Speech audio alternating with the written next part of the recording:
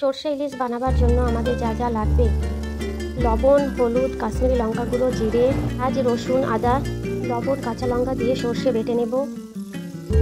বেটে নেওয়া সর্ষেকে একটা ছাঁকুনি দিয়ে ছেঁকে নেব। ছেঁকে নিলে খেতে ভালো হয়। আদা, রসুন আর পেঁয়াজের পেস্ট করে নেব। কড়াইতে তেল গরম করে কালো জিরে ফোড়ন দেব। এর মধ্যে বেটে রাখা মশলাগুলো দিয়ে দেব। দিয়ে ভালোভাবে কষাতে হবে। কাঁচা গন্ধ যাওয়া পর্যন্ত মশলাটাকে ভালোভাবে কষিয়ে নেব। মশলা কষানো হলে এর মধ্যে গুঁড়ো মশলাগুলো দিয়ে দেবো। কাশ্মীরি লঙ্কা গুঁড়ো, হলুদ, লবণ, জিরে দিয়ে ভালোভাবে মশলাকে কষিয়ে নেব। মশলাকে ভালোভাবে কষিয়ে নিয়েছি। এর মধ্যে বেটে রাখা সর্ষে দিয়ে ভালোভাবে মশলাটাকে কষিয়ে নেব।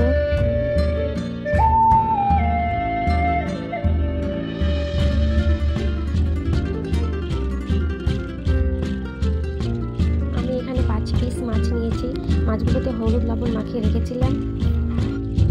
মাছগুলো মশলার মধ্যে দিয়ে ভালোভাবে কষিয়ে নেব।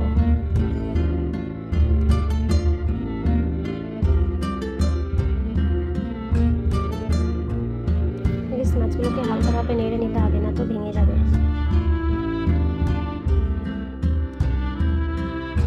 মাছগুলোকে ঢাকা দিয়ে রেখে দেব। মাছের পিসগুলোকে একটা একটা করে উল্টে দিতে হবে। হালকা করে উল্টাতে হবে, না তো ভেঙে যাবে।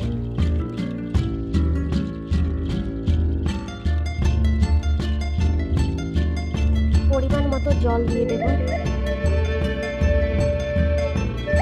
মাছগুলোকে হালকা নেড়ে ঢাকা দিয়ে দিব। জলটা ফুটে যাবে। কাঁচা লঙ্কাগুলোকে চিড়ে নেব। ঝোল ফুটে গেছে। এর মধ্যে কাঁচা লঙ্কাগুলো দিয়ে দেব।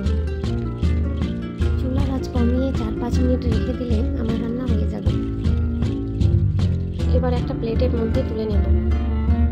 এভাবে সর্ষে ইলিশ বানিয়ে দেখবেন, আমি কথা দিচ্ছি খুব ভালো লাগবে।